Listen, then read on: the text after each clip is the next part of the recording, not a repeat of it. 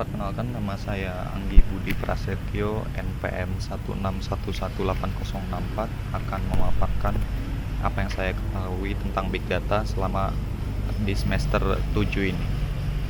Yang pertama adalah gambaran umum Big Data. Big Data adalah gabungan dari banyak data yang jumlahnya tak terhingga, yang kemudian bergabung menjadi data yang ukuran atau kapasitasnya sangat besar dan membutuhkan media komputer yang super untuk mengelola data tersebut. Di dalam Big Data terdapat beberapa elemen penting dalam Big Data. Diantaranya ada data, yaitu berupa fakta yang mendeskripsikan seluruh fenomena yang ada di dunia, dan itu merupakan data mentah. Lalu yang kedua adalah informasi, merupakan hasil dari pengambilan data yang dinilai memiliki makna di dalamnya. Yang selanjutnya adalah knowledge atau ilmu pengetahuan, adalah hasil dari informasi yang diolah menjadi suatu pengetahuan baru mengenai suatu fenomena. Dan yang terakhir bisa disebut dengan decision atau keputusan.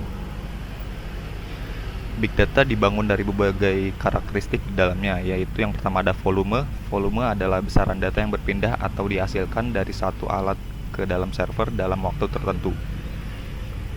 Yang kedua adalah velocity, merupakan kecepatan data yang bergerak dan berubah-ubah dalam menerima atau mengirim informasi. Lalu yang ketiga variety. Big Data terdiri dari berbagai jenis data yang masuk atau keluar dari berbagai macam media, baik data terstruktur, semi terstruktur, dan data tidak terstruktur, membuat Big Data menjadi teknologi sistem yang sangat kompleks. Yang keempat adalah veracity, berhubungan dengan seberapa baik kualitas data yang ada untuk dilakukan pengolahan. Kualitas ini berakibat Big Data bisa saja memiliki data yang akurat atau bisa saja tidak akurat. Maka pada proses analisisnya perlu sangat mendalam agar keputusan yang diambil dapat tepat. Lalu selanjutnya value, berhubungan dengan seberapa berharganya suatu data yang digali oleh kita. Validity, memiliki kemiripan dengan veracity, di mana keakuratan data pada Big Data perlu diolah atau dibersihkan terlebih dahulu agar lebih valid. Selanjutnya adalah variability, hampir sama dengan variety, di mana banyak sekali data yang masuk ke dalam sistem dan inti dari dalam data tersebut sering berubah-ubah. Lalu ada venue, adalah banyaknya data yang datang dari berbagai asal atau platform, misalkan dari data platform digital, YouTube, platform marketplace, atau platform chatting. Selanjutnya vocabulary, berhubungan dengan kosakata bahasa yang ada dalam Big Data dan gaya bahasa yang bermacam-macam. Lalu ada vagueness, adalah ketidakjelasan. Ini mirip dengan variability, di mana karena makna atau inti datanya berubah-ubah menjadikan data diperoleh tidak jelas atau rancu.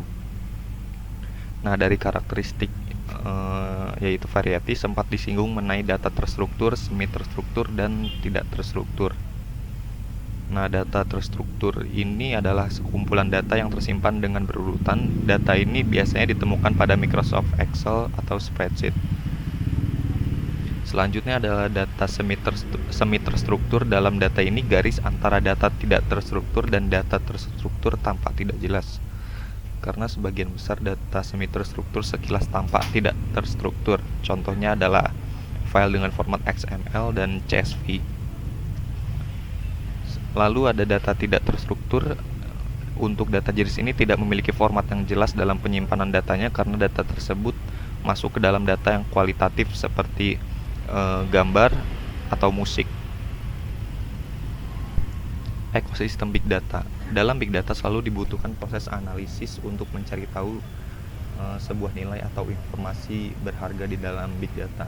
Analitik merupakan proses yang mendalam hingga dapat diketahui akar permasalahannya. Disebut juga dengan bisnis intelijen atau suatu ilmu yang menggabungkan manajemen strategi dan teknologi yang nantinya dapat dijadikan untuk alat prediksi jalannya operasional bisnis perusahaan.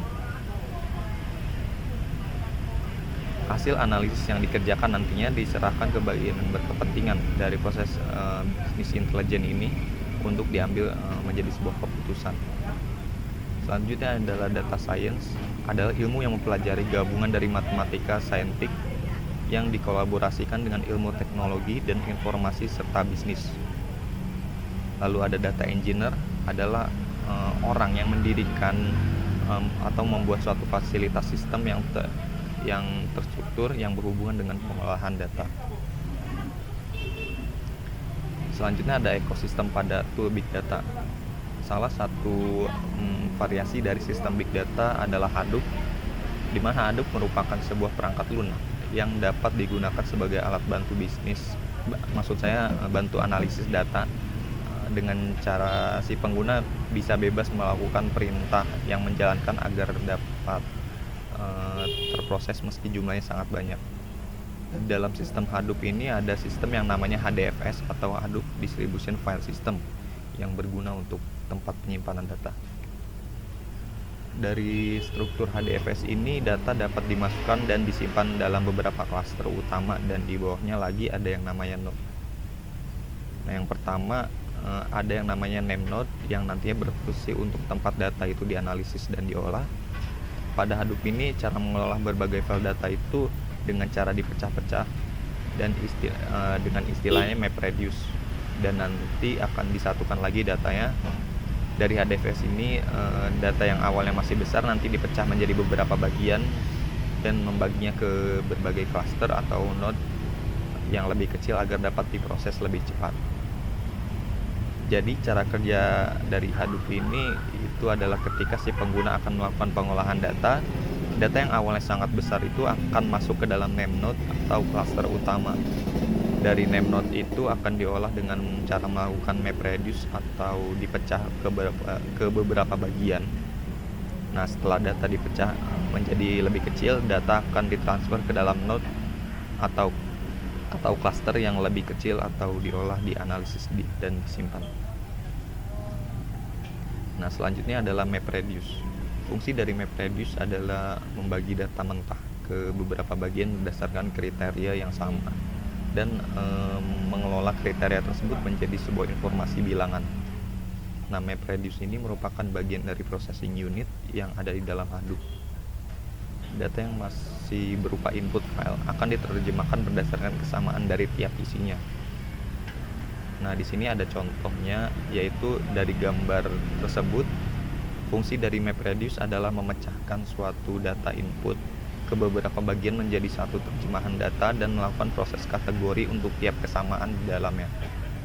Nah, di sini dapat dilihat file yang diinputkan adalah dua buah data file yang berisi masing-masing dua kalimat seperti apple orange mango, lalu orange grape plum, dan apple plum mango, apple plum. Dari dua buah data file akan dipecah menjadi 4 kalimat yang berbeda. Dari situ sudah mulai bisa dibaca datanya menjadi komponen yang memiliki nilai seperti contohnya pada kalimat nomor 1 itu apple orange mango dipecah menjadi komponen 1 apple, 1 orange, dan 1 mango. Nah, setelah di tahap keempat, seluruh komponen dari kalimat yang masuk akan dimasukkan ke dalam kategori yang memiliki kemiripan.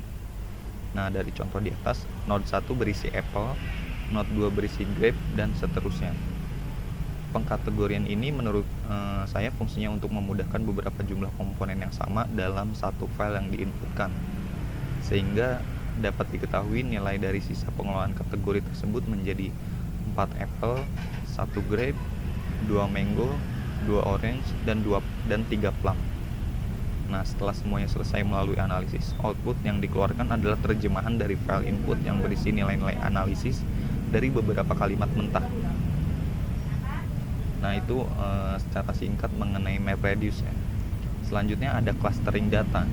Nah, clustering data adalah salah satu teknik dari algoritma machine learning, yaitu unsupervised learning yang membagi populasi data point dengan sifat yang sama ke beberapa kelompok kecil untuk dikelompokkan.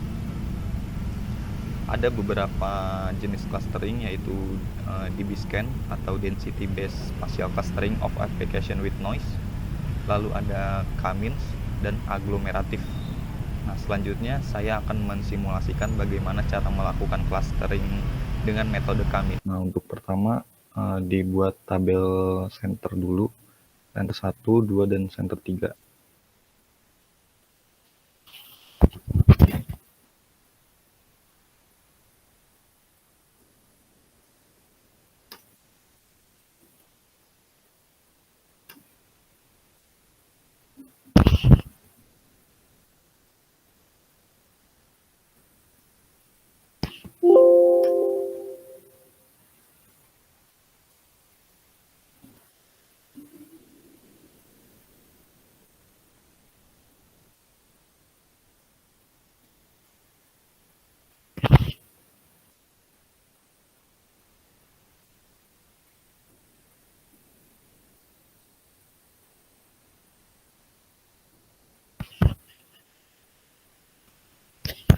Nah, di sini saya memilih center satunya itu pertama yang ini, ditulis di sini.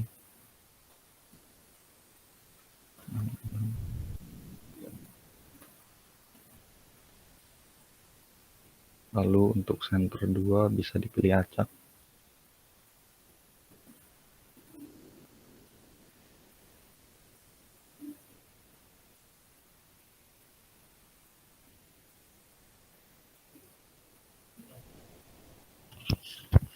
Dan center 3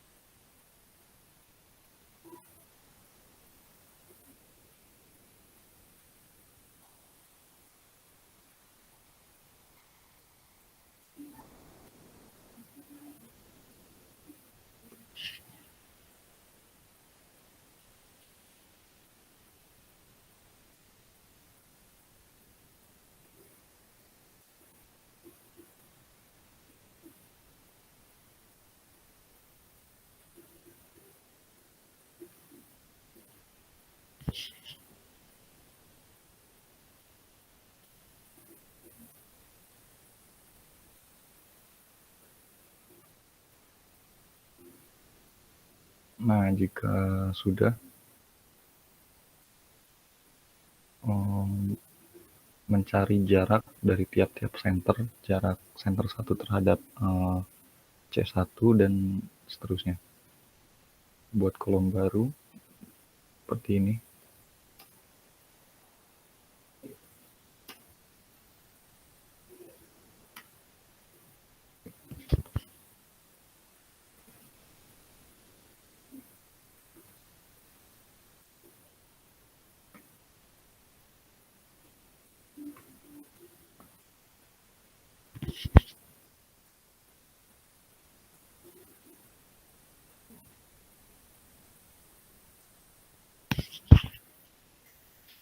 Lalu untuk menghitung jarak 1 bisa masukkan rumus sama dengan SQRT seperti ini.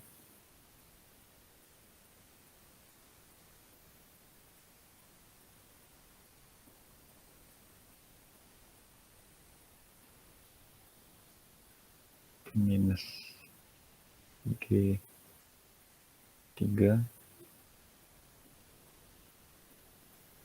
lalu pangkat 2 ditambah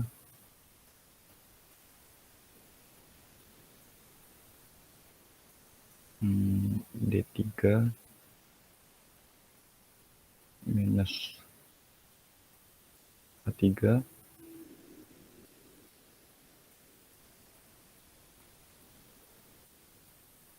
lalu pangkat 2 lagi ditambah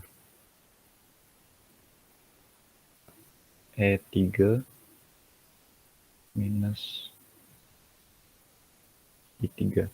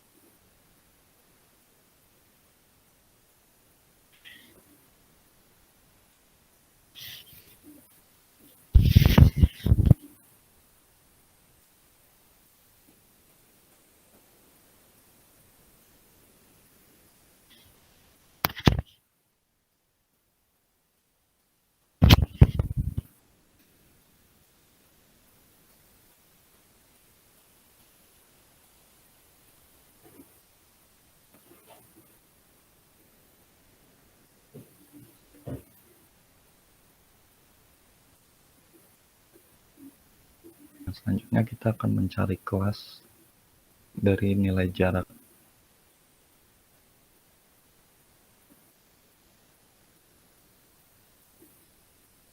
Buat tabel baru, tulis kelas.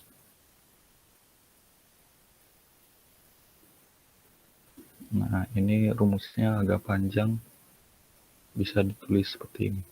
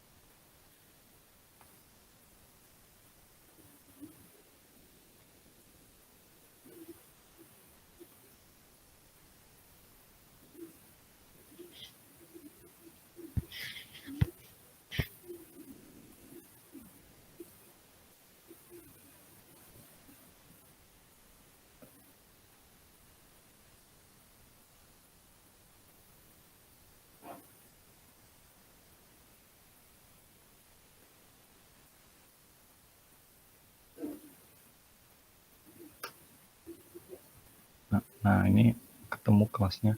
Nah, kelas ini fungsinya untuk melihat nilai terkecil dari masing-masing jarak. Nah, di sini nilai terkecilnya itu ada di jarak 3, yaitu 8,60. Nah, kita tarik. Nah, setelah itu kita buat tabel kelas untuk memisahkan siapa saja atau data mana saja yang masuk dalam kelas 1, kelas 2, dan kelas 3 gunakan rumus if seperti ini. Sama dengan if U3 sama dengan, jika U3 sama dengan 1, maka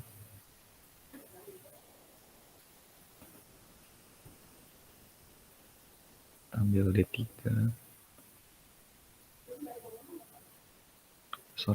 kita ambil C3 karena ini masih kelas 1, sama dengan, nah ini kita kosongkan saja supaya tidak ikut masuk data-data yang ini. Kita enter. Nah, di sini kosong ya, karena memang di sini bukan masuk ke dalam kelas satunya. Nah, kita tarik. Nah, ini terlihat mana aja yang masuk kelas 1. If 3 sama dengan 1, maka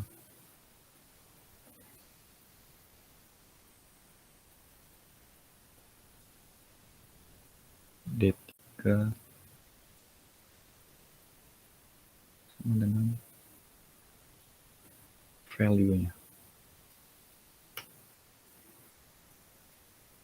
Lalu untuk ini juga sama, if U3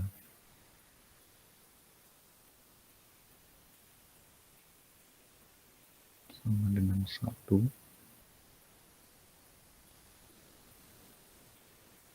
maka E3 sama dengan nilai value-nya.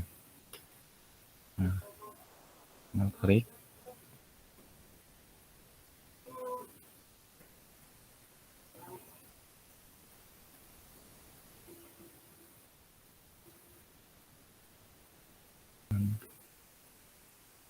If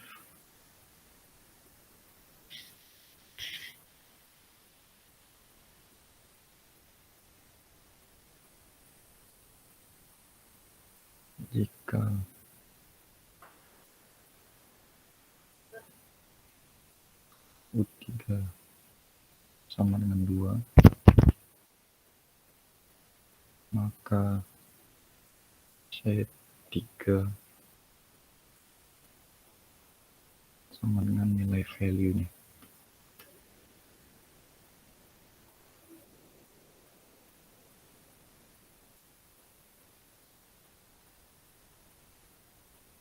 Ya, ini sepertinya cukup banyak yang masuk ke kelas 3. Lihat dari jumlahnya. Rumus yang sama dengan if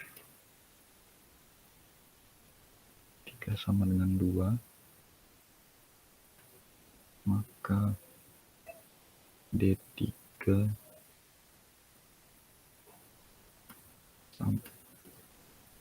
sama dengan nilai value-nya. Sama dengan if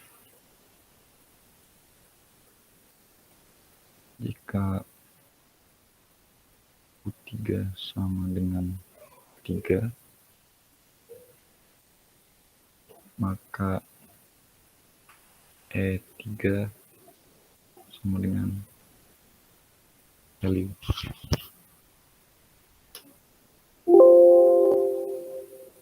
Oh, sorry, salah.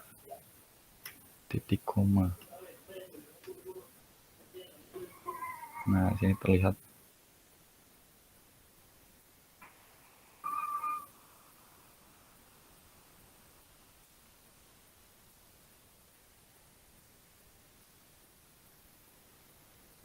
sorry, ini ada yang salah ternyata. Ini 2 harusnya. Nah,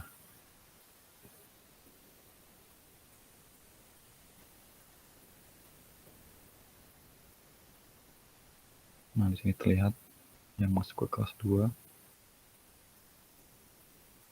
Nah, selanjutnya rumus yang sama. If 3 sama dengan 3,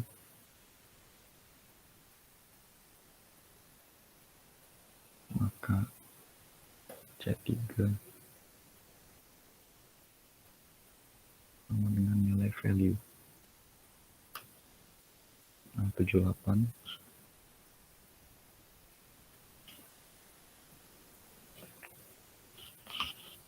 Nah, selanjutnya kita if lagi.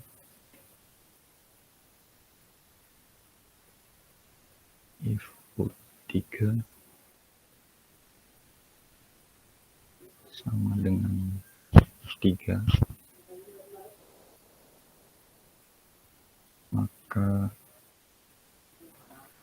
D3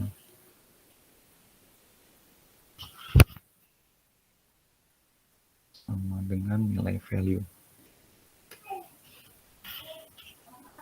Selanjutnya if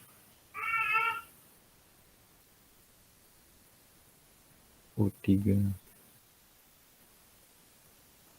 sama dengan 3,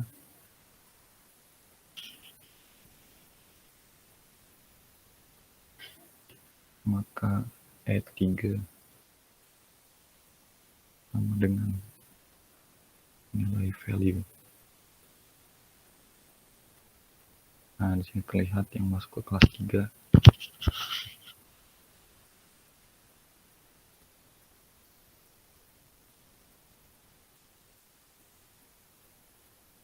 Nah, sekarang terlihat perbedaan mana saja yang masuk ke kelas 1, kelas 2, dan kelas 3-nya. Kita cari rata-rata dari tiap masing-masing kelas.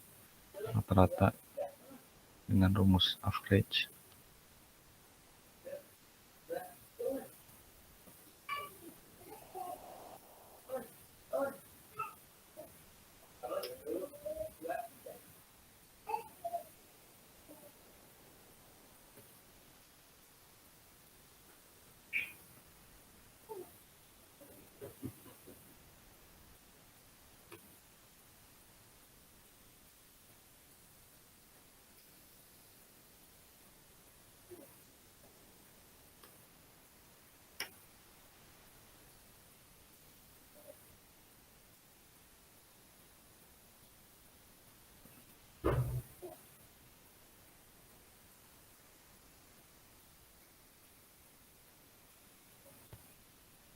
Nah, ini sudah ketemu nilai rata-ratanya. Nah, nilai rata-rata ini nanti kita bisa masukkan lagi untuk mencari iterasi. Nah, kita masukkan ke nilai center. Seperti ini. Bisa kita kopikan saja.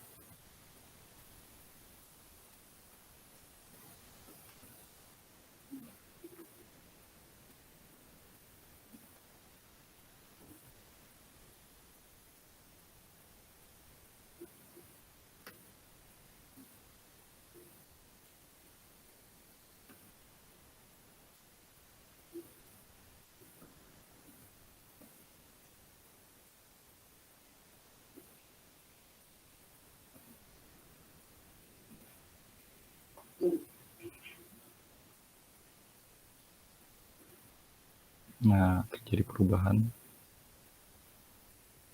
Untuk mencari iterasi itu sama dengan ABS dalam kurung U31 kita kurangi dengan nilai ini.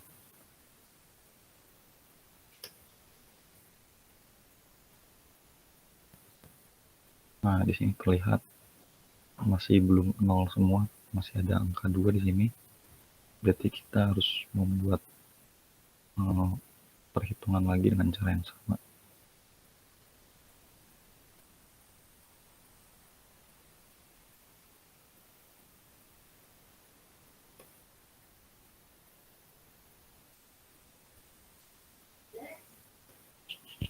Nah, kita gunakan rata-rata dari sini, tarik ke bawah supaya sama nilainya. Nah, ini ikut berubah semuanya. Ya, 0 semua. Nah, kalau iterasinya sudah 0 semua berarti kita sudah bisa menghentikan proses perhitungannya.